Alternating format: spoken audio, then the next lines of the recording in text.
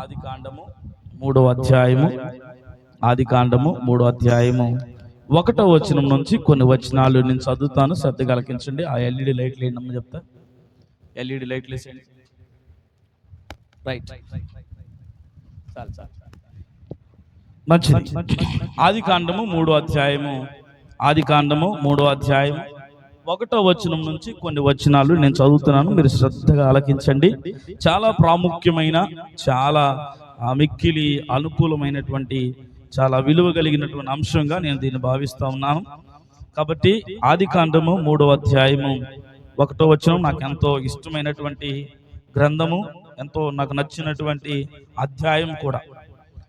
ఆది కాండము 3వ అధ్యాయం 1వ వచనం. దేవుడైన యెహోవా చేసిన సమస్త భూజంతువులలో సర్పం యుక్తి గలదై ఉండెను. అది ఆ స్త్రీతో, ఇది నిజమా? ఈ తోట చెట్లలో దేని ఫలంనైనా మీరు తినకూడదని దేవుడు చెప్పినా అని అడిగాను. అందుకు స్త్రీ, ఈ తోట చెట్ల ఫలములను మేము తినవచ్చును, అయితే తోట మధ్యనున్న చెట్టు ఫలములను గురించి దేవుడు మీరు చావకుండానట్లు వాటిని తినకూడదనియు వాటిని ముట్టకూడదని చెప్పినని సర్పముతో అనెను. అందుకు సర్పము, మీరు చావనే చావరు, ఎందుకనగా మీరు వాటిని తిని దినమున మీ కన్నులు తెరవబడినయు మీరు మంచి చెడులను ఎరుగువారై దేవతల వలె ఉందురనియు దేవునికి తెలియనని స్త్రీతో చెప్పగా, స్త్రీ, ఆ వృక్ష ఫలమును ఆహారమునకు మంచిదియు కనులకు అందమైనదియు వివేకమునిచ్చు రమ్యమైనదై ఉండుట చూచినప్పుడు ఆమె దాని ఫలములో కొన్ని తీసుకొని తిని తనతో పాటు తన భర్తకిచ్చెను, అతను కూడా తినెను. దేవుడు తన మాటలు దీవించునుగాక. ఆమెను కళ్ళు మూసుకుందాం, ప్రార్థన చేద్దాం. Only believe, only believe, all things are possible, only believe, Lord I believe, Lord we believe, all things are possible, only believe. Jesus is here, Jesus is here, all things are possible, only believe. పరిశుద్ధ జీవము కలిగిన దేవునికి వందనాలు.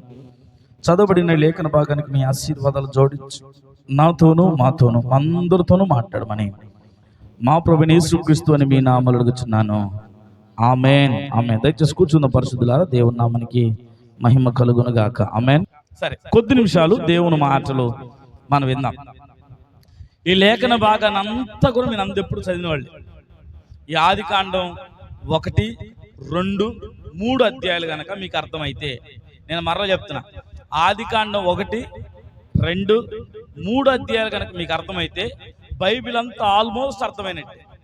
Bible అంతా కూడా almost అర్థమైనట్టు. ఎందుకంటే ఈ 3 లేఖనాల్లో నుంచే, ఈ 3 అధ్యాయాల్లో నుంచి దేవుడు చాలా విషయాలను పొందుపరిచాడు. చాలా విషయాల్ని పొందుపరిచాడు. అంటే దేవుడి జగత్ పునాదులు వేయబడక ముందు ఏం చేద్దాం అనుకున్నాడో, ఈ భూమికి ఆకాశానికి పునాదులు వేయబడక ముందే దీనిలోకి మనుషులు వచ్చి ఈ భూమిని పరిపాలించడానికి, ఇవన్నీ జరగడానికంటే ముందే ఇక్కడ ఏం జరగాలో ముందుగానే రాసినటువంటి సంగతులన్నీ కూడా ఈ ఆది కాండం 1, 2, 3 అధ్యాయాల్లోనే రాయబడింది. ఇది చాలా మర్మయుక్తమైన గ్రంథం. ఇదొక మూల విత్తనం అంట, ఇదొక విత్తన గ్రంథం అనాలి.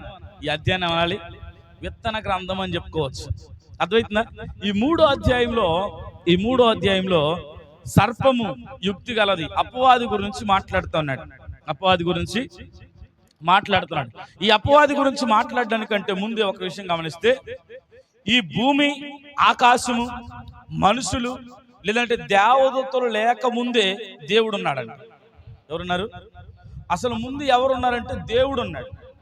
ఆ దేవుడు ఎలాగున్నాడంట? ఎలోహింగా ఉన్నాడంట. ఎలా ఉన్నాడు? ఎలోహింగా ఉన్నాడు. ఎవరు సమీపింపరాని తేజస్సులో ఆయన ఉన్నాడు. ఎవ్వరు కూడా ఆయన ఎద్దుకు ఎరలేరంట, ఎవరు ఆయన చూడలేరంట, ఎవరు ఆయన తాకలేనంత గొప్ప మహిమతో ఆయన ఉన్నాడు. ఆయన ఒక్కడే ఉన్నాడు, ఇంకెవ్వరు లేరు. దేవదూతలు లేరు, మనుషులు లేరు, ఏం లేదు, కానీ ఆయన ఒక్కడే ఉన్నాడు. అయితే ఆయన దేవుడుగానే ఉన్నాడు. అయితే ఆయన దేవుడు అంటే ఆరాధనకు పాత్రుడు. దేవుడు అంటే ఆరాధనకు పాత్రుడు. దేవుడు అంటే ఆరాధనకు పాత్రుడు కనుక ఆరాధించేవారు కావాలి. ఎవరు కావాలి? ఆరాధించేవారు కావాలి. ఆరాధించేవారు ఉన్నప్పుడే ఆయన దేవుడు అవుతాడంట. వాస్తవానికి ఆయన దేవుడిగా ఉన్నాడు, ఇంకా దేవుడు అవ్వలేదు. నేను మాట అర్థమైందనుకున్నా. ఆయన దేవుడుగానే ఉన్నాడు, ఇంకా దేవుడు అవ్వలేదు. దేవుడు అవ్వాలి అంటే ఆరాధికులు కావాలి, ఆరాధించేవారు కావాలి. అందుకొరకే దేవుడు అవ్వడానికి దేవదూతలు అయినటువంటి మొదటి సృష్టిని చేసుకున్నాడంట. మొదటి సృష్టి ఏంటంటే దేవదూతలు. దేవుడు ఎవరిని చేసుకున్నంట? దేవదూతలు చేసుకున్నాడంట. దేవదూతలను చేసుకున్న తర్వాత దేవుడు మనిషిని చేసుకున్నాడంట. మొదటి సృష్టి ఏంటి? మొదటి ప్రపంచం ఏంటంటే దేవదూతల ప్రపంచం. ఏంటంట మొదటి సృష్టి ఏంటి?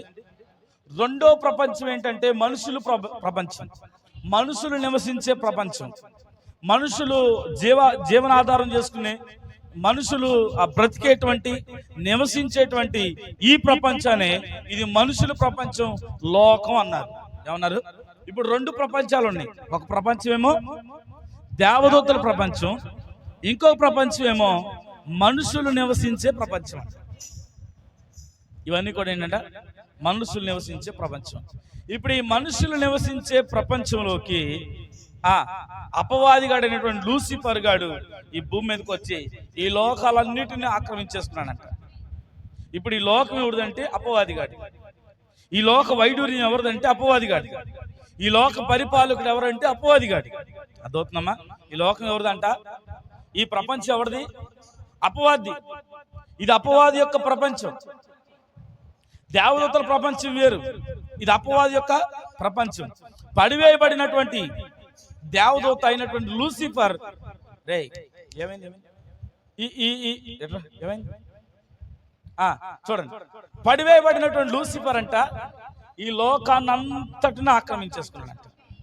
ఏం చేసుకున్నాడు? ఆక్రమించేసుకున్నాడు. ఆక్రమించేసుకొని దేవుని బిడ్డలైనటువంటి వారిని అంట శోధించడం ప్రారంభించాడంట. దేవుని బిడ్డల్ని పాడు చేయడం ప్రారంభించాడంట. వాడి లోకాన్ని పాడు చేయడం ప్రారంభించాడంట. ఏం చేశాడు?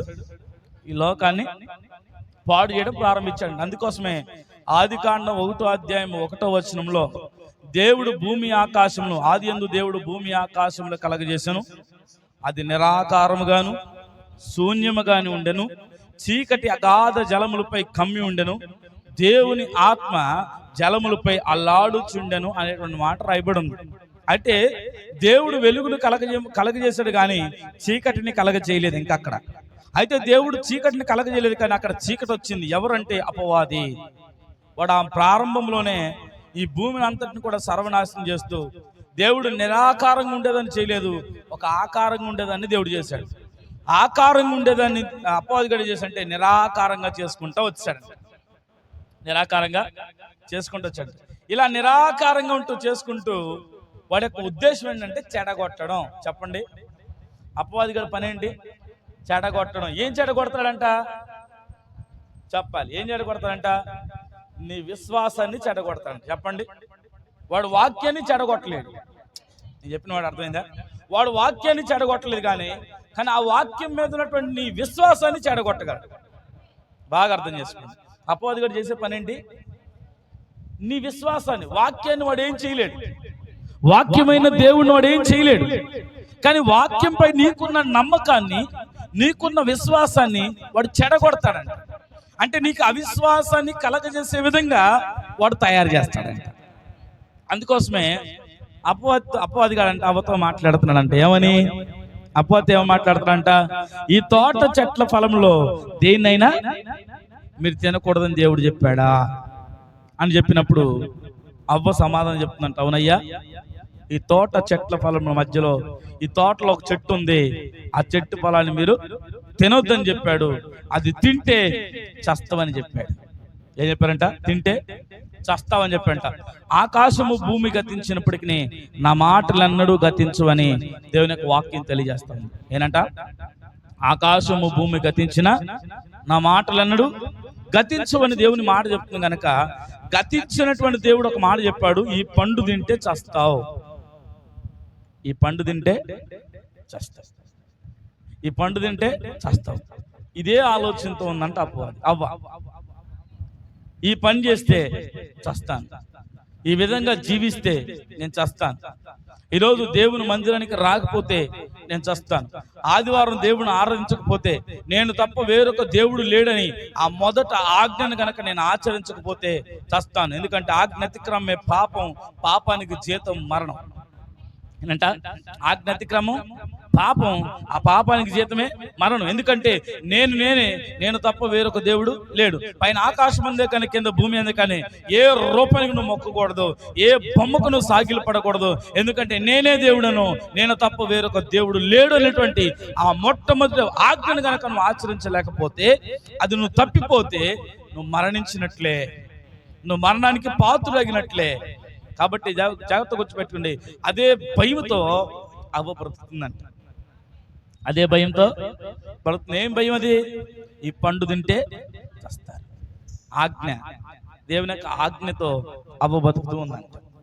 దేవుని యొక్క ఆజ్ఞతో అవ్వ బ్రతుకుతుందంట. దేవుని యొక్క ఆజ్ఞానుసారంగా దేవుడు చెప్పిన ప్రకారంగా అవ్వ బ్రతుకుతున్నంత కాలం అవ్వ జీవితంలో ఏ సమస్య లేదు, అవ్వ జీవితంలో ఏ శోధన లేదు. ఆమేన్.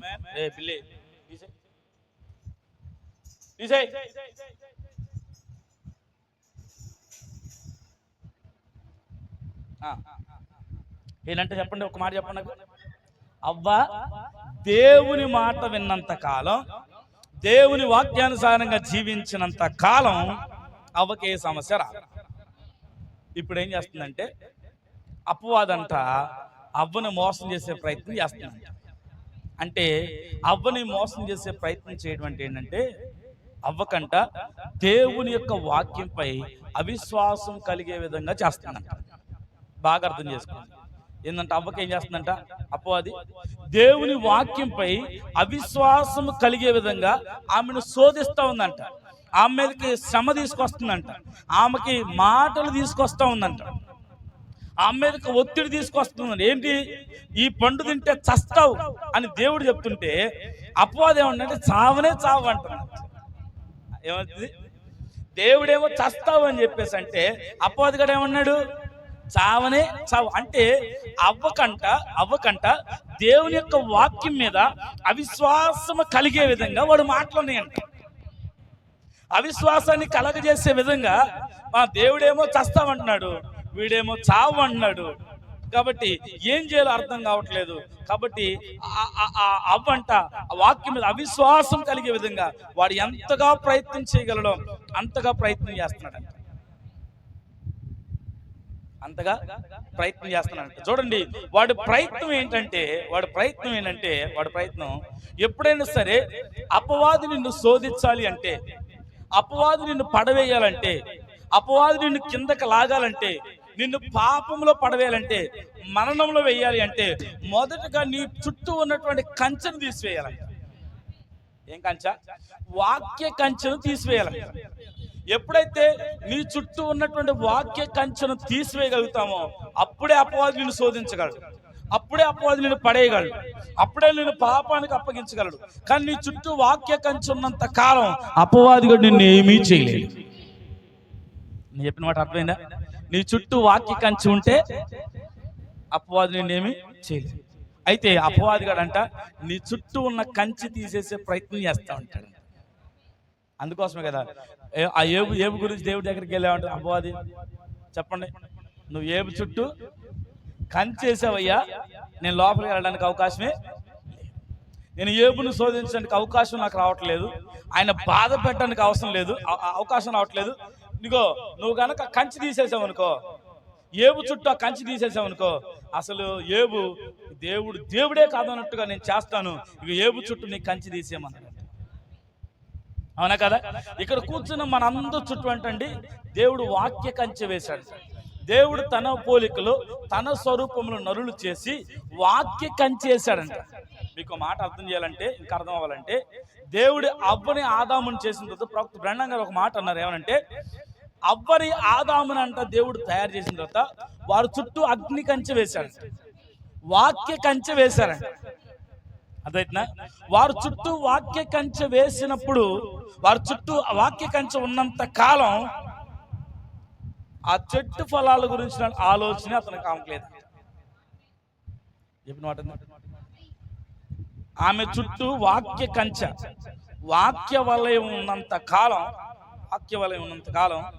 ఆ చెట్టు జోలికి వెళ్ళలేదు, ఆ పండు జోలికి వెళ్ళలేదండి, ఆ పాపం జోలికి వెళ్ళలేదండి. అర్థమవుతుందా? ఎప్పుడైతే అవ్వ చుట్టూ ఉన్నటువంటి ఆ వాక్య కంచె తీసివేయబడిందో అప్పుడు ఆ పండు జోలికి వెళ్ళింది, అప్పుడు ఆ పాపం జోలికి వెళ్ళింది. నేను చెప్పిన మాట అర్థమైందా? ఆ పాపం జోలికి కంచె పోయిన తర్వాత వెళ్ళింది. కంచె ఉన్నప్పుడు అదే ఏదేనులో ఉంది. నేను చెప్పిన మాట అర్థమైందా? ఆ చెట్టు ఎక్కడ ఉందంట? ఏదేనులోనే ఉంది. కంచె ఎక్కడ ఉందంట? ఫలం ఎక్కడుందంట? ఏదేనులోనే ఉందంట, అక్కడే ఉందంట. దాని చుట్టూనే తిరుగుతుందంట. కానీ ఆ చెట్టు చుట్టూ, ఆ పండు చుట్టూ, ఆ పాపం చుట్టూ తిరుగుతుందని కానీ, పాపం చేయాలని ఆలోచన కానీ, దాన్ని తినాలని కోరిక కానీ, దాన్ని ముట్టుకోవాలని ఆలోచన కానీ అవ్వకు రాలా. ఎందుకు? దాన్ని చూసిన ప్రతిసారి ఏం గుర్తుకొస్తుందంటే చస్తావు. ఎందుకంటే చుట్టూ వాక్య కంచె ఉంది. దాన్ని చూసిన ప్రతిసారి చస్తావు, ఎందుకంటే వాక్య కంచె ఉంది. అబద్ధం ఆడే ప్రతిసారి చస్తావు అనే భయం వస్తుందంటే వాక్య కంచె నీకు ఉంది. ఆ టీవీ చూడటానికి వెళ్ళినప్పుడు నువ్వు భయపడుతున్నావంటే, అమ్మో టీవీ చూస్తే చస్తాం అనే ఆలోచన నీకు ఉందంటే వాక్య కంచె నీతో ఉంది. అమ్మో సినిమా హాల్కి వెళ్ళినప్పుడు, అమ్మో మేము దేవుని నమ్ముకున్న నమ్మి రక్షణ పొంది బాప్తిసం తీసుకున్నాం, సినిమా హాల్కి వెళ్ళకూడదు అనే ఆలోచన, భయం నీకు ఉందంటే వాక్య కంచె నీకు ఉంది. అవ్వ కూడా అంటండి, ఆ ఏదేమన్నటువంటి పండు దగ్గరికి వెళ్ళినప్పుడు, ఆ చెట్టు దగ్గరికి వెళ్ళినప్పుడు, దాన్ని చూసినప్పుడల్లా దేవుని మాట గుర్తుకొస్తుందంట, ఈ పండు తింటే చస్తాం. ఆజ్ఞ గుర్తుకొస్తుందంట, వెళ్ళిన ప్రతిసారి ఆ వాక్య గుర్తుకొస్తుంది. ఎందుకంటే ఆమె దాన్ని ఎందుకు ముట్టలేకపోయిందంటే ఆమె చుట్టూ వాక్య కంచె ఉంది. ఎందుకు ఆమె పాపం చేయలేకపోయిందంటే వాక్య కంచె ఉంది. ఏ వ్యక్తి చుట్టూ అయితే వాక్య కంచె ఉంటుందో ఆ వ్యక్తి పాపము చేయడు, పాపములో పాలిభాగస్తుడు అవడు, అపవిత్రుడు అవడు, అవిధేయుడు అవడు, దేవునికి దూరస్తుడు అవడంట. ఎప్పుడైతే ఆ వ్యక్తి చుట్టూ వాక్య కంచె తొలగిపోద్దో అప్పటి వరకు భయపడిన అవ్వ ఏ పండు చూస్తే, ఏ చెట్టు చూస్తే చస్తాను అని భయపడిందో, ఈరోజు అదే పండుని లట్టుక్కుమని లాక్కొని తిని తన భర్తకు కూడా ఇచ్చిందంట. ఈరోజు నేను వెళ్ళట్లేదుగా, నువ్వు కూడా మానవచ్చుగా, నేను ఒక్కదాన్ని వెళ్ళాలి ఊరికి, నువ్వు కూడా రావచ్చుగా. అమ్మాయి ఆదివారం అమ్మాయి పాస్టర్ గారు ఎదురు చెప్తా ఉంటే, ఏం కాదులే నేను చెప్పుకుంటాలే, నేను ఊరు వెళ్తాను, నువ్వు కూడా నాతో పాటు. నేను ఒక్కదాన్ని ఫంక్షన్కి వెళ్తే ఏదో ఒకటి అనుకుంటారు, నువ్వు కూడా. ఆమె తిని ఆదాము తినిపించిందంట, ఆమె చేసి ఆదాముతో జయించిందంట. అంటే ఇప్పుడు చూడండి, అవ్వ చేసిన పాపాన్ని బట్టి, అవ్వ చేసిన తప్పుని బట్టి ఆదాము మీద కంచె కూడా పోయింది. ఆదాము మీద కంచె కూడా పోయింది. చూడండి, వారు చుట్టూ కంచె ఆ వలయంగా ఉన్నంత కాలం పాపము మధ్యలో జీవించిన పాపం అంటలేదు. అందుకోసం దేవుని యొక్క వాక్యం చెప్తుంది, ఆయన లోకంలో జీవించిన లోకం ఆయనకు అంటలేదు. అదవుతున్నా? ఎందుకు అంటే యేసుక్రీస్తు ప్రభువు వారు ఈ భూమి మీదకి వచ్చి ఈ లోకంలో సంచరించిన, ఈ లోక ప్రజలతో సంచరించిన, ఆయనకు లోకం అంటకుండా జీవించాలంటే ఆయన చుట్టూ వాక్య కంచె ఉందంట, పరిశుద్ధాత్మ కాపుదల ఉందంట. ఈరోజు సంగమ, నీ పక్కన ఎటువంటి మనుషులు జీవిస్తున్నా, నీ ఇంటి చుట్టుపక్కల కానీ, నీ చుట్టుపక్కల కానీ, నువ్వు నివసిస్తున్న ప్రాంతంలో కానీ, ఉద్యోగం చేస్తున్న ప్రాంతంలో కానీ, వ్యాపారం చేస్తున్న ప్రాంతంలో కానీ, చదువుకున్న దగ్గర, ప్రయాణం చేసే దగ్గర, ఎక్కడైనా సరే ఎటువంటి ప్రజల మధ్యలో, ఎటువంటి హానికరమైన, పాపకరమైన, దోషకరమైన మనుషుల మధ్యలో నువ్వు జీవించినా అది నీకు అంటకుండా ఉండాలి అని అంటే నీ చుట్టూ వాక్య కంచె ఉండాలి.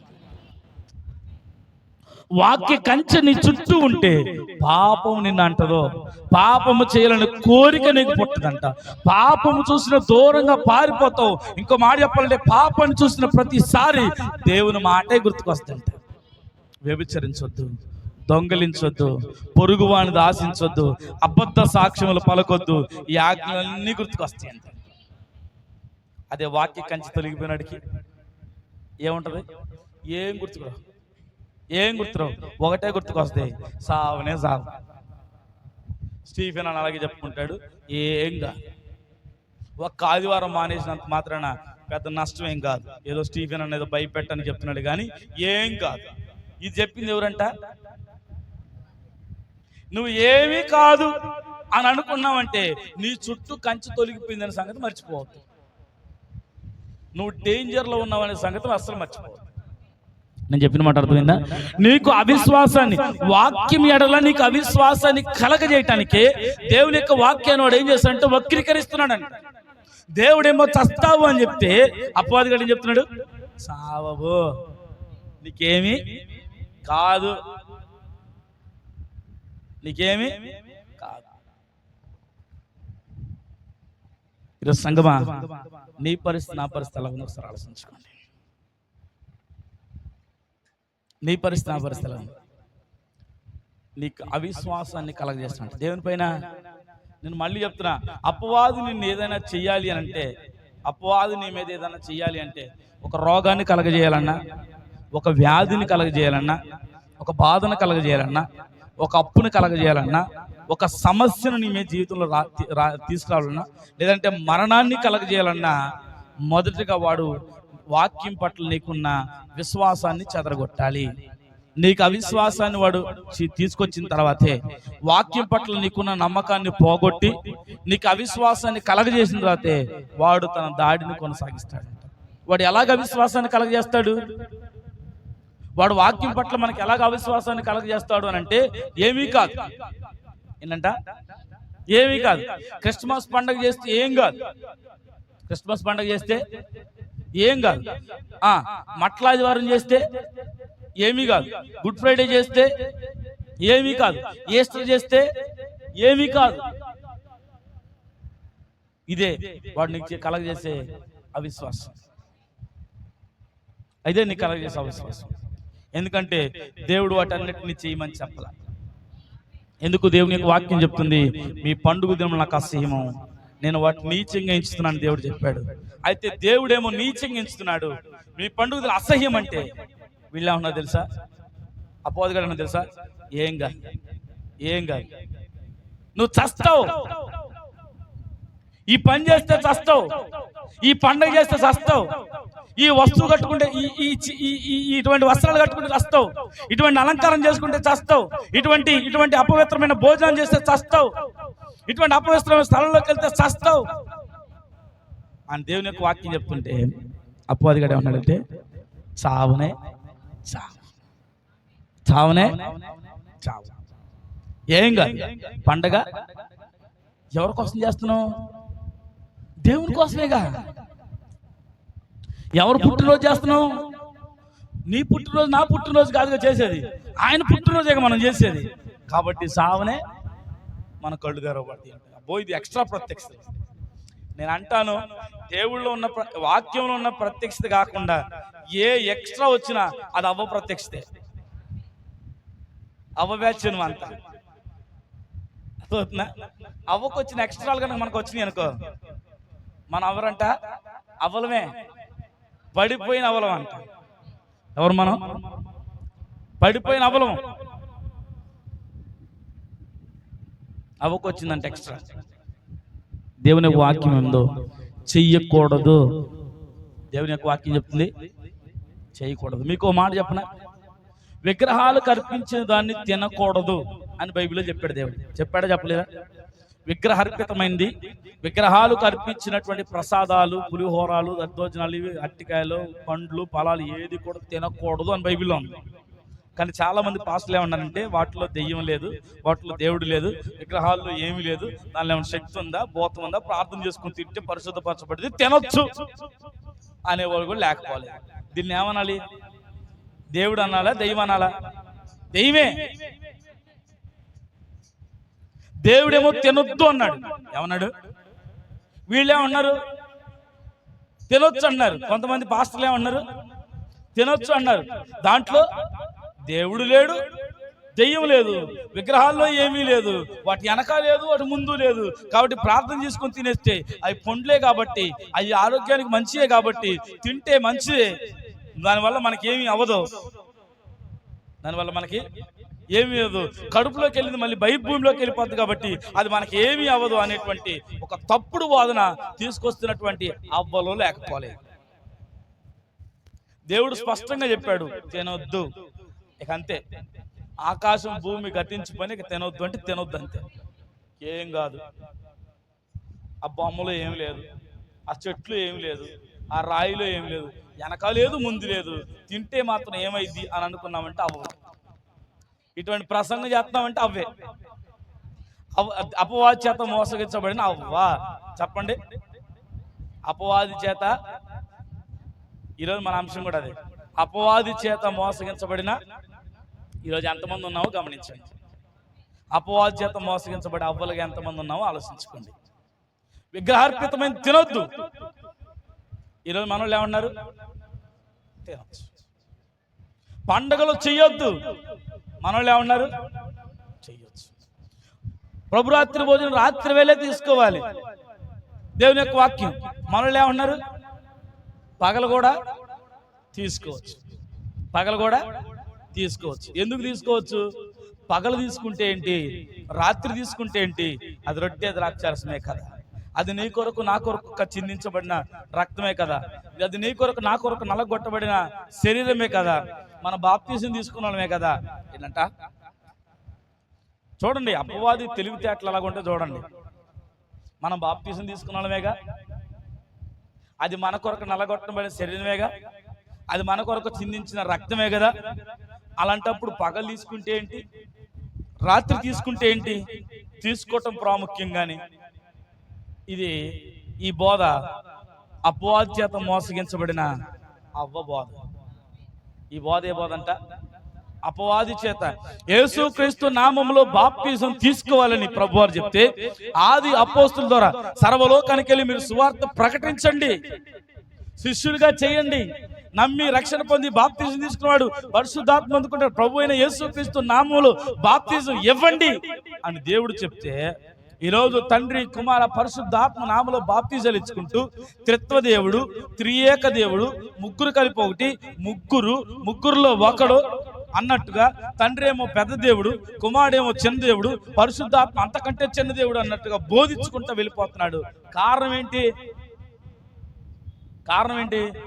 అపవాది చేత మోసగించబడిన అవ్వ బోధ. ఏం బోధ? అపోస్తులు అయితే అలా చేయలేదు. అపోస్తులు ఏం చేశారంటే ప్రభు అయిన యేసుక్రీస్తు నామములో బాప్తిసం ఇచ్చారు. దేవుడు ఏదైతే చెప్పాడో అది చేశారు.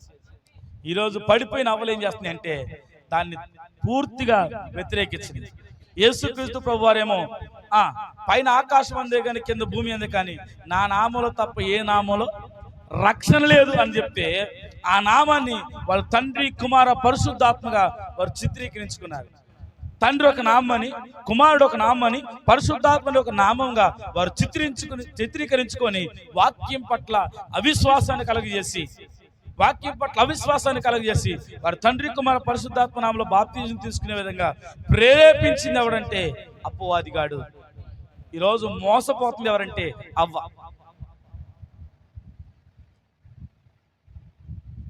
ఈరోజు అవ్వ మోసపోతుంది. ఈరోజు అవ్వస్థానంలో నువ్వు నేను కూర్చున్నావు, తప్పుడు బోధలు వింటూ, వాక్యాన్ని వక్రీకరిస్తూ, వాక్యానుసారమైన కాని బోధల్లోకి వెళ్తూ ఈరోజు నీవు నేను మోసపోతున్నావు. ఏమండి, దేవుడు అన్నాడు ఊరుకోడు. ఆజ్ఞాతిక్రమే నిజమైన పాపం ఏంటి? ఆజ్ఞాతిక్రమం, వాక్యాన్ని తప్పడమే. నిజమైన పాపం ఏంటంటే వాక్యాన్ని వక్రీకరించడమే, వాక్యానుసారంగా జీవించకపోవడమే నిజమైన పాపం. పాపానికి జీతం అవతో అంటుందంటే చావనే.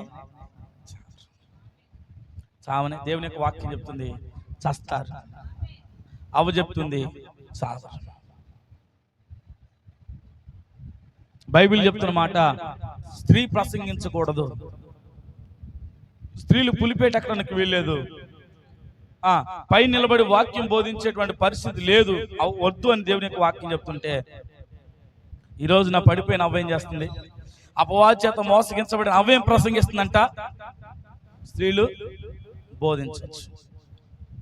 పాస్టర్ గారిని కూర్చోబెట్టి పాస్టర్ గారు లేచి నిలబడే బోధలు కూడా లేకపోలేదు. కారణం పడిపోయిన వారికి వాక్యంతో పని లేదు.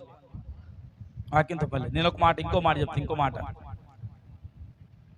అపవాది చెప్పిన మాట నువ్వు నమ్ముతున్నావంటే దేవుని మాట మీద నీకు నమ్మకం లేదని అర్థం.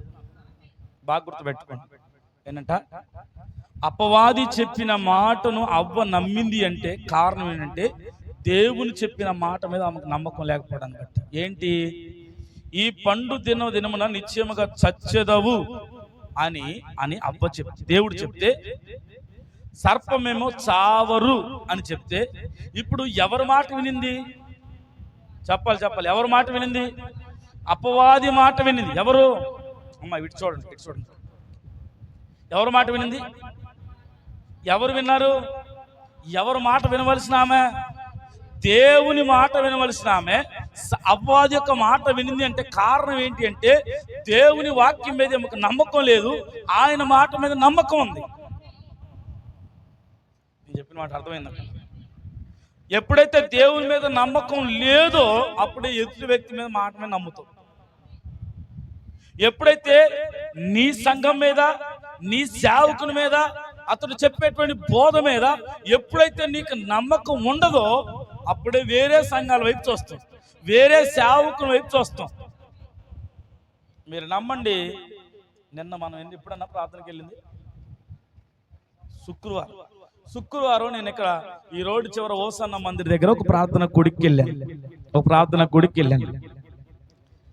ఒక కృతజ్ఞత ప్రార్థన నన్ను కూడా పిలిచారు, వెళ్తే ఆ కృతజ్ఞత ప్రార్థనలో నేను స్టేజ్ మీద కూర్చున్నాను. ప్రార్థన అయిపోయింది. అక్కడ కూర్చున్నటువంటి జనం దగ్గరకు 100 మంది పైనే ఉన్నారు. 100 మంది పైనే ఉంటారు. ఆ 100 మందిలో ఇంచుమించుగా ఒక 50, ఒక 40, 30, 50 మందికి నేనే ప్రార్థన చేసి, చాలా మంది వాళ్ళు వేరు సంఘాలకు వెళ్తారు. పాపం అనారోగ్యంతో ఉన్నారని, రోగాలతో బాధపడుతున్నారని, దెయ్యముల చేత, వేరు సమస్యల చేత పీడించబడుతున్నారని, దేవుడు మనకి ఇచ్చినటువంటి ఆ కృపావారాల చేత, దేవుని కృపను బట్టి మనకు ప్రార్థనలు చేసి, ఆ కృతజ్ఞతగా నేను స్టేజ్ మీద ఉన్నాను. ప్రార్థన అయిపోయింది. కొంతమంది పరిగెత్తుకుని నన్ను పలకరియడానికి వచ్చి ప్రార్థన చేయించుకుందాం. ప్రార్థన కూడా కాదు, నేను కనబడ్డాను కదా, మాకు ప్రార్థన చేశాను కృతజ్ఞతతో పలకరియడానికి వస్తే, వాళ్ళ స్థానిక సంఘ కాపురం స్టేజ్ మీద ఉండి ఒక్కసారి వాళ్ళ వైపు ఇలా కను చూడగానే వెంటనే వచ్చిన వాళ్ళు వెనక్కి వెళ్ళిపోయారు. వచ్చిన వాళ్ళు ఒక్క ఆమె మాత్రం వచ్చి పలకరించింది, అయ్యా అని పలకరించింది.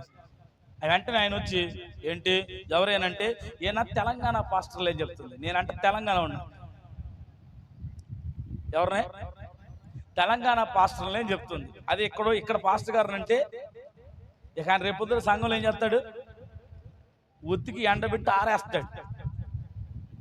ఇక వాక్యం అంతా ఆమె గురించే చెప్తాడు. ఇక రేపు వాక్యం అంతా ఆమె గురించే చెప్తాడు. అందుకొరకు ఆమె ఏం చెప్తున్నాడు తెలుగుగా తప్పించుకోవడానికి, ఈయన తెలిసిన ఆయనయ్యా, ఈయన తెలంగాణ పాస్టర్, ఇక్కడ పాస్టర్ కాదు. నేను ఎవరినంట? తెలంగాణ పాస్టర్ అంట. ఇక్కడ ఆయన కాదు, ఇక్కడ ఆయన చెప్తే రేపు ఆమె గురేస్తాడు. నేను చెప్పిన మాట అర్థమైందా? ఈరోజు నా పరిస్థితి ఎలాగుంది? మన దగ్గరికి ఎవరైనా ప్రసంగం చేయడానికి వస్తే, నీ మధ్య చూస్తే కొత్తగా అలవాటు చేసుకున్నారు, నెంబర్లు ఇవ్వటం నేర్చుకున్నారు, నెంబర్లు తీసుకోవటం నేర్చుకుంటున్నారు సంఘంలో. గుర్తుపెట్టుకో, నీ సంఘ కాపర్ హద్దు దాటి గనక నువ్వు ఎవరినైనా సరే నీ కుటుంబంలోకి ఆహ్వానించి ప్రార్థన చేయించుకోవడానికి లేదా నువ్వు ఉన్నావంటే, మొదటిగా నీ స్థానిక సంఘ కాపరిపై నీకు నమ్మకం లేదు కాబట్టే వేరొక వ్యక్తిని ఆశ్రయించు. అపవాదికి దేవుని యొక్క వాక్యం మీద నమ్మకం లేకపోవడాన్ని బట్టి అపవాది మాట నమ్మింది. వాడి మాట నమ్మావంటే ఈయన మాట మీద నీకు నమ్మకం లేదని అర్థం.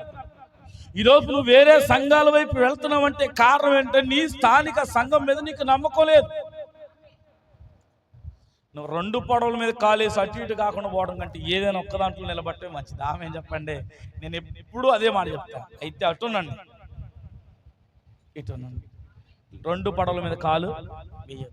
ఈరోజు ప్రసంగం విన్న తర్వాత ఆ ప్రసంగాన్ని నువ్వు ఇంటికి వెళ్ళి నెమరు వేసుకోవాలి కానీ మళ్ళీ ఇంటికి వెళ్ళి టీవీ పెట్టి వేరే ఎవరెవరో ప్రసంగాలు వింటే అది శ్రేయస్కరమైనటువంటిది కాదు, అది నీకు మేలుకరమైంది కాదు. ఎందుకంటే దేవుడు చెప్తున్నాడు, నా గొర్రెలు నా స్వరం విను. ఎవని గొర్రె వాని స్వరమే వింటాడు, వాని మాటకు లోబడిద్ది. నువ్వు కాపరి స్వరానికి లోబడితే దేవుడు నీ కొరకు నియమించిన వరం అంటది. కాపరి నీ కొరకు నియమించబడిన వరం, అదొక గిఫ్ట్ అంట. దాన్ని జాగ్రత్తగా నువ్వేం చేయాలి? జాగ్రత్తగా చూడండి. అపవాదిగాడు అవ్వని వాక్యం పట్ల అవిశ్వాసాన్ని ఎలా కలగజేశాడు చూసారా? ఎప్పుడైతే అపవాదిగాడు అవ్వ చుట్టూ ఉన్నటువంటి కంచెను తీసివేయగలిగాడో, అవిశ్వాసాన్ని కలగజేయగలిగాడో, అప్పుడు వరకు ఏదైనా తోటల చుట్టూ ఆ చెట్టు చుట్టూ తిరిగింది, భయముతో వణుకుతో భక్తితో ఆ చెట్టు చుట్టూ తిరిగింది. కానీ ఎప్పుడైతే కంచె తీయబడిందో వెంటనే అదే చెట్టుతో ఈమె పాలు భాగస్తులైంది.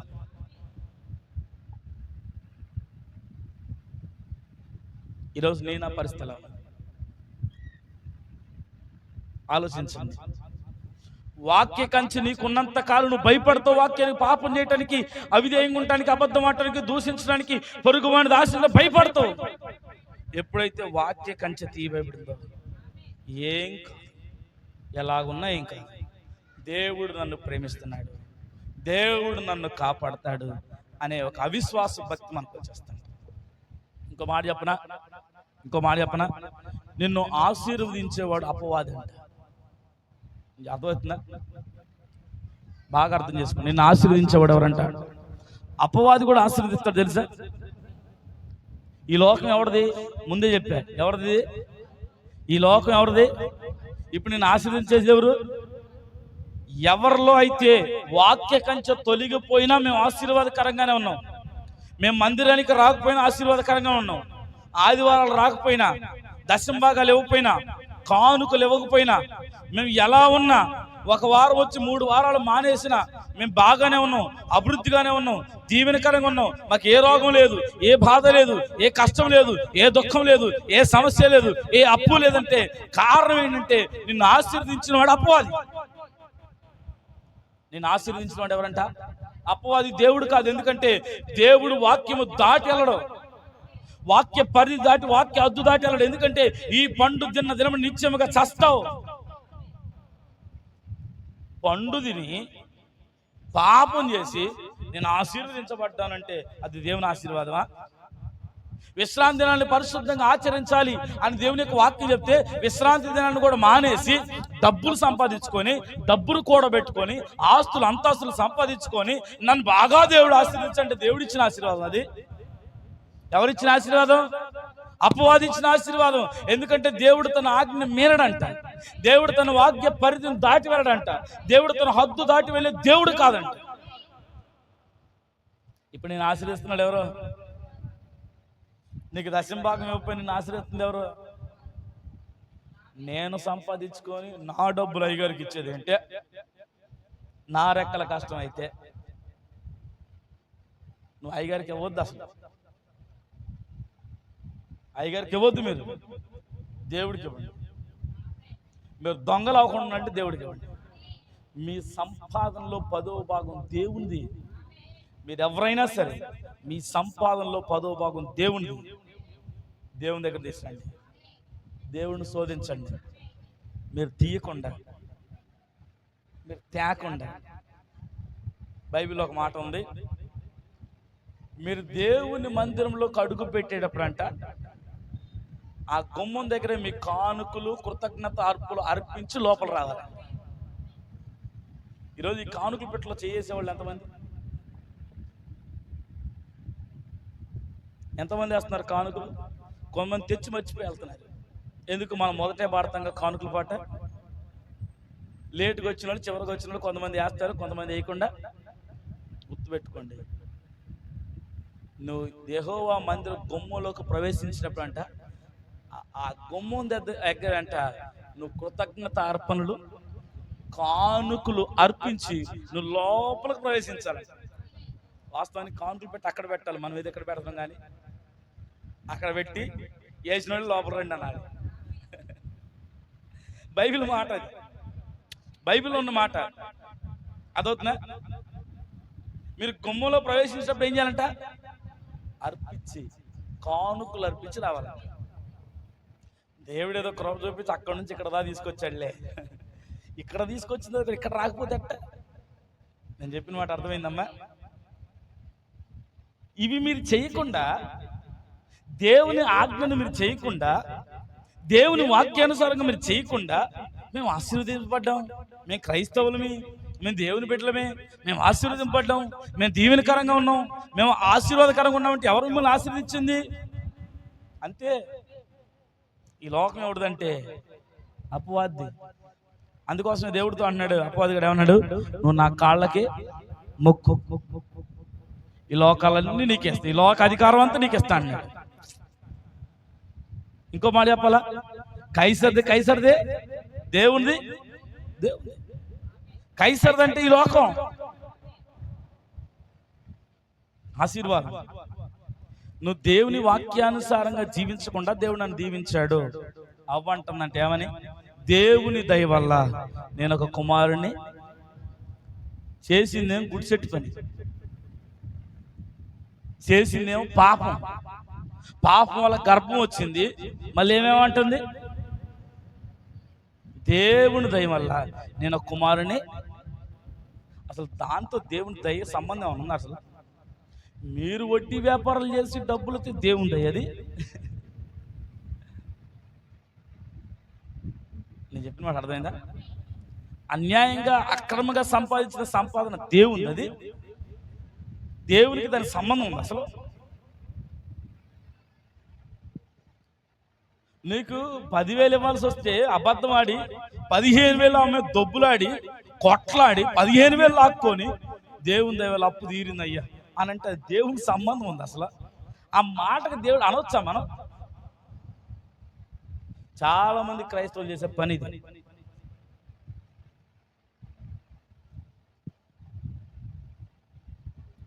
ఓ పోట్లాడుతారు, కొట్లాడుకుంటారు, తిట్లాడుకుంటారు. చివరాఖరికి ఏమంటే సాక్ష్యం వచ్చి, ఎలాగైనా సరే ఎన్నో రోజుల నుంచి ప్రార్థన చేశాను, పోట్లాడనని చెప్పదు, ఎన్నో రోజుల నుంచి ప్రార్థన చేశాను, దేవుని దయ వల్ల మొండి గట్టం తొలగిపోయింది నా జీవితంలో అంటారు. అసలు దేవునికి దానికి సంబంధం ఉందా?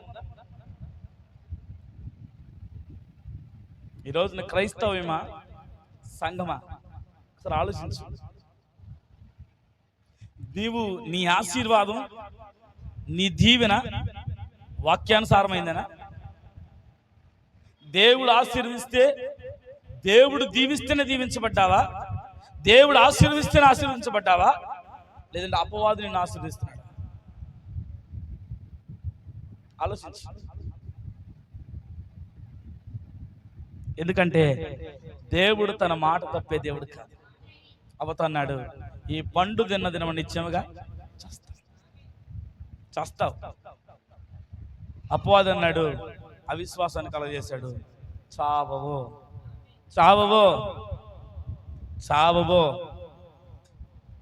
ఆమె దేవుని మాట మీద నమ్మకం పోయింది, అపవాది మాట మీద నమ్మకం ఎక్కువ వచ్చింది. ఈరోజు మనకు కూడా అంతే, మనకు కూడా అంతే. సంఘంలో అంటే చాలామంది, సంఘంలో చాలామంది, ఇది నా జీవితంలో కూడా అనుభవమే, ఇక్కడ ఉన్నవారు కూడా అనుభవం. సేవకుని మాట కంటే పక్కన కూర్చున్నామకో, ఎదురు కూర్చున్నామకో, వాళ్ళ మాట మీద నమ్మకాలు ఎక్కువ.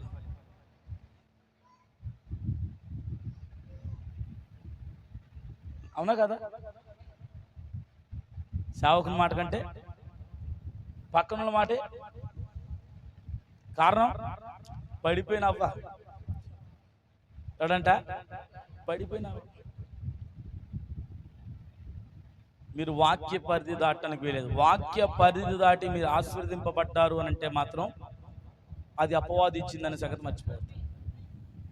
అపవాది తన కుయుక్తి చేత నిన్ను ఆశీర్వదించి దేవుని సన్నిధిలోకి వెళ్లకుండా, నువ్వు దీవెనకరంగానే ఉన్నావు, ఆశీర్వాదకరంగా ఉన్నావు, మేలుకరంగానే ఉన్నావు, ఆరోగ్యకరంగానే ఉన్నావు కాబట్టి ఇక నీకు దేవునితో పని లేదన్నట్టుగా నీ ఇష్టాన్ని నువ్వు జరిగించవచ్చు, నీకు నా కోరిక నువ్వు నెరవేర్చుకోవచ్చు, నీకు నచ్చినట్టుగా నువ్వు జీవించవచ్చు అని వాడు తెలియజెప్పడం కోరకే నిన్ను ఆశీర్వదించి దేవునికి దూరం చేస్తా ఉన్నాడు. కారణం, నువ్వు దేవుని మందిరానికి రాకపోయినా, ప్రార్థన చేయకపోయినా, వాక్యం వినకపోయినా ఈరోజు నువ్వు ఆశీర్వదింపబడుతున్నావు అంటే కారణం ఏంటి? ఎవరు నిన్ను ఆశీర్వదిస్తున్నారు? ఏమండి, అబ్రహాము సమస్తాన్ని వదిలిపెట్టి దేవుడిని వెంబడిస్తేనే దేవుడు ఆశీర్వదించాడు అబ్రహాముని, కాదా? సమస్తం వదిలిపెడితే. కానీ ఏం వదిలిపెట్టకుండా నీకు ఆశీర్వాదాలు వస్తున్నాయి అంటే ఎవడు ఆశీర్వదిస్తున్నట్టు నిన్ను కదా? యాకోబు వాళ్ళ మామని అన్నని అందరిని మోసం చేసిన తర్వాత అన్నీ మోసపోయి అన్నీ విడిచిపెట్టి ఎబ్బోకు రేవి దగ్గర ఏడుస్తూ ప్రాణ భయంతో కొట్టుకులాడుతూ ఒక పక్క అన్న ఒక పక్క మామ సంపడానికి వస్తున్న భయంతో ఊగిసలాడుతూ నెడుమెట్లో కూర్చొని ప్రభు నన్ను ఆశీర్వదించ అప్పుడు దేవుడు యాకోబుని ఆశీర్వదించాడు. అది ఆశీర్వాదం దేవుడి నుంచి వచ్చేది. ఈరోజు నువ్వు దేవునితో పెనుగులాడే అనుభవం లేదు, గట్టిగా గంట ప్రార్థన చేసే అనుభవం నీకు లేదు, ఒక 10 నిమిషాలు బైబిల్ చదివే అనుభవం లేదు, ఒక ఆదివారం బుధవారం క్రమం తప్పకుండా ప్రార్థన జీవితానికి వచ్చే అనుభవం నీకు లేదు. అయినా దేవుడు నన్ను ఆశీర్వదించండి. ఎవరు నిన్ను ఆశీర్వదిస్తుంది? దేవుడు కాదు. నువ్వు వాక్యానుసారంగా లేకుండా నిన్ను ఆశీర్వదిస్తుంది దేవుడు కాదు. నీకు 3 పూట్ల తిండి పెడుతుంది దేవుడు కాదు. నువ్వు నమ్మినా నమ్మకపోయినది రాదు. ఎందుకంటే బైబిల్ చెప్తుంది ప్రార్థించకపోవడమే పాపం అంట. ప్రార్థించకపోవడమే. నేను ప్రార్థన చేయక ఇంచుమించుగా 3 నెలలు అయిపోతుందన్న, అయినా బాగానే ఉన్నాను. మనసులో ఉంటే సాల్లే, ఉంచుకో అమ్మ మనసులోని. ఆయన కూడా ఉంటాడు మనసులోని. ఆయన మనసులో కూడా కొంతమంది ఉన్నారంట. జగత్పునాదులు వేయబడక ముందే ఎఫెసీయులకు రాసిన పత్రిక 1:4 కొంతమంది ఉన్నారంట. వారిని మాత్రమే మీ మనసులో ఉన్నట్టే ఆయన మనసులో ఉందంట. ఒక రక్షణ ప్రణాళిక ఉందంట, ఒక విమోచన ప్రణాళిక ఉందంట. ఎవరిని రక్షించాలో, ఎవరిని శిక్షించాలో, ఎవరిని విడిపించాలో, ఎవరిని విడిపించకూడదు, ఎవరు పరలోకం చేర్చాలో, ఎవరు నరకాన్ని చేర్చాలో ఆయన మనసులో కూడా ఉందంట. నీ మనసులో ఉన్నట్టే. ప్రార్థన చేయకపోతే ఏమన్నా, బైబిల్ చదవకపోతే ఏమన్నా, మనసులో ఉందన్న నాకు భక్తి ఉంచుకో, మనసులోనే ఉంచుకో. దేవుడు కూడా ఉంచుకుంటాడు మనసులోనే. ఆమేన్. దేవుడు మనసులోనే ఉంచుకుంటాడు, మీరు మనసులోనే ఉంచుకోండి. నీ పెదవులు చాపి నేను అంటాను గుర్తుపెట్టుకోండి, నీ పెదవులు తెరిచి ప్రార్థన చేయలేకుండా, నువ్వు ప్రార్థించకుండా దేవుడు నన్ను ఆశీర్వదించాడు, నువ్వు ప్రార్థించకుండా ఈరోజు నేను బ్రతికే ఉన్నాను అని అంటే కారణం దేవుడు కాదు, అపవాది. గుర్తుపెట్టుకో. ఈరోజు నువ్వు ప్రార్థించావనంటే దేవుని దయబట్టి నువ్వు బ్రతికావు. ప్రార్థించకుండా బాగానే ఉంది, మా ఆయన బాగానే ఉన్నాడు, మా పిల్లలు బాగానే ఉన్నారు, మా పిల్లలు బాగానే చదువుతున్నారు. ఆశీర్వాదం ఎవరిదంటిది? నువ్వు ఎవరి ఆశీర్వాదాల కింద ఉన్నావు? వాక్య పరిధిలో ఉంటే నువ్వు దేవుని ఆశీర్వాదాల్లో ఉన్నట్టు. వాక్య పరిధి దాడితే నువ్వు అపవాది ఆశీర్వాదం ఉన్నట్టు. అపవాదిగాడు ఎందుకు ఆశీర్వదిస్తున్నాడు? నిన్ను మోసపరచడం కోసం, నిన్ను తప్పించడం కోసం, నిన్ను మరణానికి పాత్రులగునట్లుగా చేయడం కోసం, వాడు సైన్యంలో నిన్ను కలుపుకోవడం కోసం, వాడు బలాన్ని చేకూర్చుకోవడం కోసం, దేవుని మీద తిరుగుబాటు చేయడం కోసం నిన్ను వాడు ఆశీర్వదించాడు. అర్థమవుతుందమ్మా? దేవుని మీద ఈ రోజున దేవుని మీద తిరుగుబాటు చేసేవాళ్ళు ఎంతమంది లేరండి? ఏం చేస్తాడు మాకు దేవుడు? ఎంత ప్రార్థన చేస్తున్నాం, ఎంత బైబిల్ చదువుతున్నాం, ఎంత వాక్యం చదువుతున్నాం, ఎంత బాగా నమ్మకంగా సంఘంలో ఉంటున్నాం. ఈరోజు మా దేవుడు మాకు ఏం చేశాడని దేవుడి మీద తిరుగుబాటు చేసేవాళ్ళు ఎంతమంది లేరు? ఎందుకు వాళ్ళు తిరుగుబాటు చేస్తారంటే అపవాది గారు వాళ్ళు బలం చేకూర్చుకున్నాడు. ఈరోజు నీవు నేను అలా ఉన్నావు. అపవాది పక్షాన ఉన్నామా, దేవుని పక్షాన ఉన్నామా? నీ చుట్టూ కంచి తీసేస్తున్నాడంట. ఎవడాడు? కంచి తీసేటువంటి అమ్మా అవిశ్వాసాన్ని కలగజేయటం. వాక్యం ఎడల ఏం చేస్తాడంట? అవిశ్వాసాన్ని. నీకు అవిశ్వాసం ఎలా వస్తుంది? నీకు అవిశ్వాసం వచ్చిందంటే మరణమే. నీకు అవిశ్వాసం ఎలా వస్తుంది అనంటే ఆ వాక్యాన్ని కాదనుకొని, ఆ వాక్యానుసారంగా కాకుండా నువ్వు వేరొక రీతిగా జీవించడం బట్టే నీలో అవిశ్వాసం చొరబడింది అని అర్థం. జడలు అల్లుకోవద్దు అని దేవుడు చెప్పినప్పుడు ఆ మాట తీసుకొని నువ్వు జీవించకుండా నువ్వు ఇష్టం వచ్చినట్టుగా నువ్వు జడలల్లుకుంటూ నీ పిల్లలకు జడలల్లుతున్నావంటే ఆ వాక్యాన్ని నువ్వు నమ్మట్లేదు, నీకు అవిశ్వాసం వచ్చింది అని అర్థం. అంటే ఆ వాక్యం నువ్వు నమ్మట్లేదు అని అర్థం. నీకు అవిశ్వాసం వచ్చిందని అర్థం. అవిశ్వాసం వచ్చిందంటే నీకు మరణం ఉందని అర్థం. ఎందుకంటే పాపానికి జీతం మరణం, అవిశ్వాసమే పాపం, ఆ పాపానికి జీతం మరణం. దేవుని ప్రతి మాట జాగ్రత్తగా తీసుకోవాలి. దేవుని ప్రతి మాట జాగ్రత్త తీసుకోవాలి. చూడండి, వాక్య పరిధి ఉన్నంత కాలం వాక్యానికి లోబడింది. వాక్యం ఎడల భయము భక్తి కలిగి జీవించింది అవ్వ. పాపం కళ్ళ ముందు కనబడుతున్నా పాపం జోలికి వెళ్ళలేదు. చెట్టు కళ్ళ ముందే కనబడుతున్నా, పండ్లు కళ్ళ ముందే కనబడుతున్నా కానీ, శరీరాశ నేత్రాశ జీవపటము అక్కడ కళ్ళ ముందు కనబడుతున్నా కానీ వాటికి లోనవ్వకుండా అవ్వ ఆ వాక్య కంచెం చేత ఆమె కాపాడబడిందంట. ఎప్పుడైతే ఆ వాక్య కంచె తీసివేయబడిందో శరీరాశ నేత్రాశ జీవపటంబంలో అవ్వ పడిపోయింది. ఈరోజు సంగమా గుర్తుపెట్టుకో, బాప్తీసం తీసుకోవడంతోనే సరిపోదు. చాలా మంది యేసుక్రీస్తు నామములో బాప్తీసం తీసుకుని ఆగిపోయారు. మీరు యేసుక్రీస్తు నామములో బాప్తీసం తీసుకున్నంత మాత్రాన సరిపోదు. పరిశుద్ధాత్మ బాప్తిజం పొందుకోవాలి. అంటే పరిశుద్ధాత్మను పొందుకోవాలి. పరిశుద్ధాత్మ పొందుకున్నప్పుడే ఆ చుట్టూ అగ్ని కంచె వేయబడుతుంది. ఆ పాపము నీ దగ్గరకు వచ్చిన దాని గురించినటువంటి ఆలోచన నీకు రాదంట. పాపము నీకు కనబడుతున్నా చెయ్యాలని కోరిక నీకు పుట్టదంట.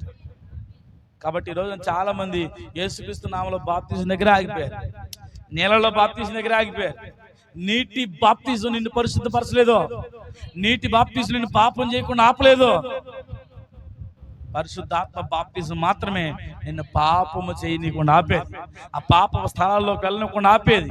అపవిత్రమైన స్థలాల్లో అపవిత్రమైన సహవాసాలు చేయకుండా ఆపగలిగేది ఏదైనా ఉందంటే అది పరిశుద్ధాత్మ బాప్తిజం. ఈరోజు ఆ బాప్తిజం నీవు నేను పొందుకోగలగాలి. ఈరోజు నువ్వు ఏ విధంగా ఉన్నావు? పడిపోయిన అవ్వలుగా ఉన్నావా? లేవనెత్తబడి అవ్వగా ఉన్నావా? ఈరోజు ఏ బోధలో నువ్వు ఉన్నావు? అపవాది చేత మోసగించబడిన అవ్వబోధలో ఉన్నావా? పరిశుద్ధాత్మ దేవుడు తన ప్రవక్త ద్వారా పలికినటువంటి ఆ స్వరములో నీవు ఉన్నావా? ఈ కాలంలో పంపబడిన ప్రవక్త ప్రతిదీ ఖండించుకుంటూ వచ్చాడంట. సంఘ శాఖలను ఖండించుకుంటూ వచ్చాడంట. అబద్ధ బోధనలు ఖండించుకుంటూ వచ్చాడంట. ఎందుకంటే ప్రవక్త గారికి వారంటే ద్వేషం కాదు. ఈరోజు మెథడిస్ట్ వాళ్ళని, బాప్టిస్ట్ వాళ్ళని, పెంతెకోస్తు వాళ్ళని, రకరకాల వాళ్ళని ఎందుకు ప్రవక్త గారు ఖండించారంటే వారంటే ఇష్టం లేక కాదు. వారు బోధన ఖండించారు, వారిని కాదు. వారు చేస్తున్న బోధన ఖండించాడు, వారిని కాదు. ఎందుకంటే ఆయన సహోదర ప్రేమ కలిగింది. ఆయన అందరినీ ప్రేమించేవాడే, కానీ అపవాదిని ఎదిరించేవాడు. మన అందరినీ ప్రేమించాలి, అపవాదిని ఎదిరించాలి. మనం ఏం చేయాలంట? అందరినీ ప్రేమించాలి, అపవాదిని ఎదిరించాలి. అపవాది బోధల్లో పడిపోవద్దు. అపవాది బోధల్లో పడిపోవద్దు.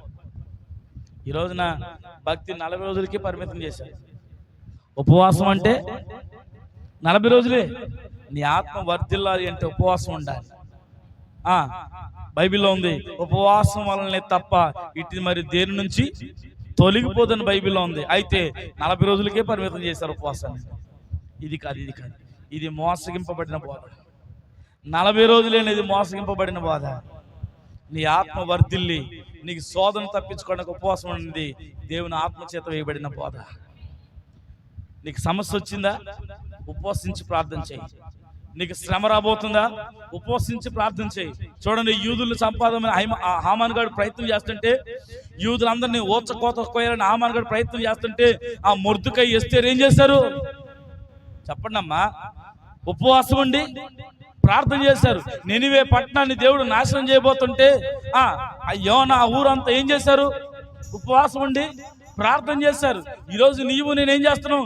యేసు ప్రభు కలవరి శిలువలో మరణిస్తున్నాడు, ఆయన చచ్చిపోతున్నాడని 40 రోజులు ఉపవాసం అని 40 రోజులకే కేటాయించాం. 40 రోజులకే పరిమితం చేశాం. ఇది అపవాది చేత మోసగింపబడిన బోధ. 40 రోజులకే పరిమితం చేయటం అనేది అపవాది చేత మోసగించబడిన బోధ. నువ్వే బోధలో ఉన్నావు? దేవుడు ఎప్పుడు కూడా తన హద్దు దాటి దేవుడు కాదు. ఆయన వాక్యాన్ని దాటడు. ఆయన ఈ రోజు ఒకటి చెప్పి ఇంకో రోజు ఇంకోటి చేసే దేవుడు కాదు. ఈ రోజు ఒకటి చెప్పి ఇంకో రోజు ఇంకో మాట మార్చే దేవుడు కాదు. ఆయన మాట శాశ్వతం, ఆయన మాట శాసనం, ఆయన మాట గతించదంట. ఆయన వాగ్దానం చేశాడంటే అది తప్పక నెరవేరుస్తాడు. ఆయన వాక్యం చెప్పాడు అంటే దాని ప్రకారం మనం జీవించాల్సిందే, దాని ప్రకారం మనం వర్ధిల్లాల్సిందే, ఆ వాక్యానుసారంగా మనం జీవించాల్సిందే. అలా జీవించే కృప దేవుడు మనకు అనుగ్రహించును గాక.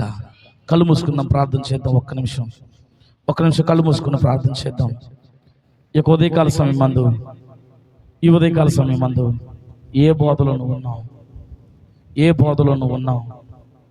అపవాది చేత మోసగించబడిన అవ్వబోధలో ఉన్నావా?